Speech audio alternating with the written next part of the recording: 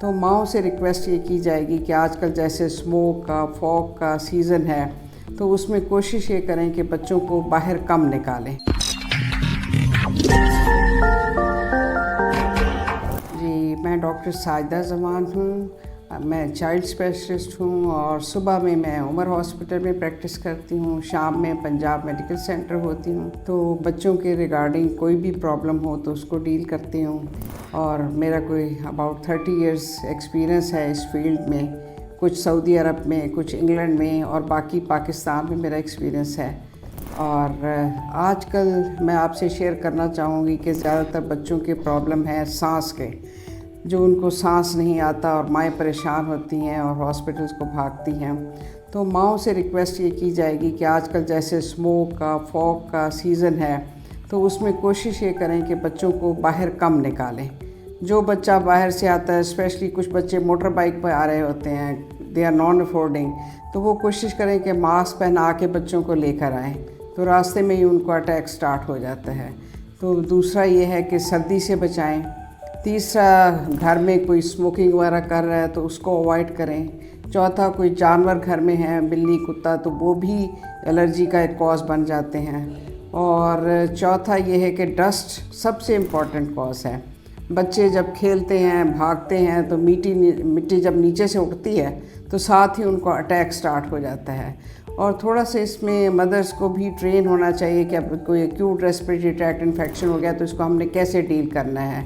अब जैसे नाक बंद हो गया तो सेलाइन नेज़ल ड्रॉप्स डाल दें।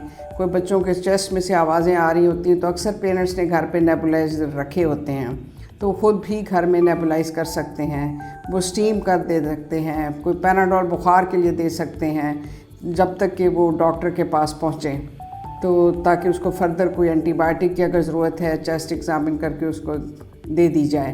तो इन चीज़ों की बहुत एहतियात करें और वैक्सीनेशन भी प्रॉपरली अपने टाइम पे लगाएं, ताकि ये बच्चे जो कमज़ोर होते हैं ये और भी इन्फेक्शन बहुत सारे कैच कर लेते हैं। और इसमें दूसरी मैं ये भी रिक्वेस्ट करूँगी कि मदर अपना फीड करवाएं।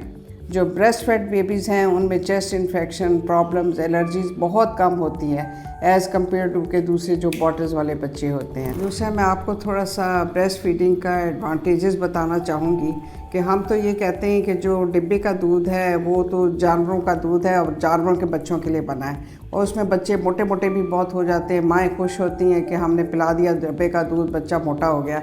लेकिन हम कहते हैं कि बच्चा मोटा नहीं होना चाहिए, बच्चा एक्टिव होना चाहिए, लेकिन उसकी ब्रेन की ग्रोथ अच्छी होनी चाहिए, जो कि सिर्फ माँ के दूध पे होती है। और दूसरा, जो इम्यूनिटी मिलती है माँ के दूध से मिलती है। जो बच्चे आर्टिफिशियल फार्मूलाज पे होते हैं उनमें रेस्पिरेटरी प्रॉब्लम्स, स्किन प्रॉब्लम्स बहुत ज़्यादा होते हैं एज़ कम्पेयर टू के जो माँ खुद पिला रही होती हैं।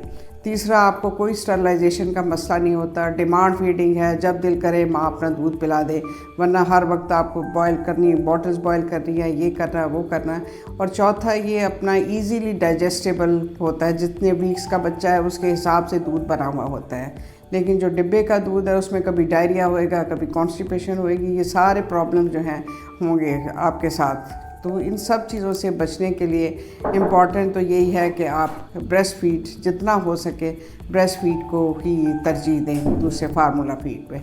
दूसरा, आपको ये बताना चाहूँगी कि उम्र में मैं सुबह 11:30 से 1 बजे तक होती हूँ और पंजाब मेडिकल 7:30 से 9 बजे तक होती हूँ।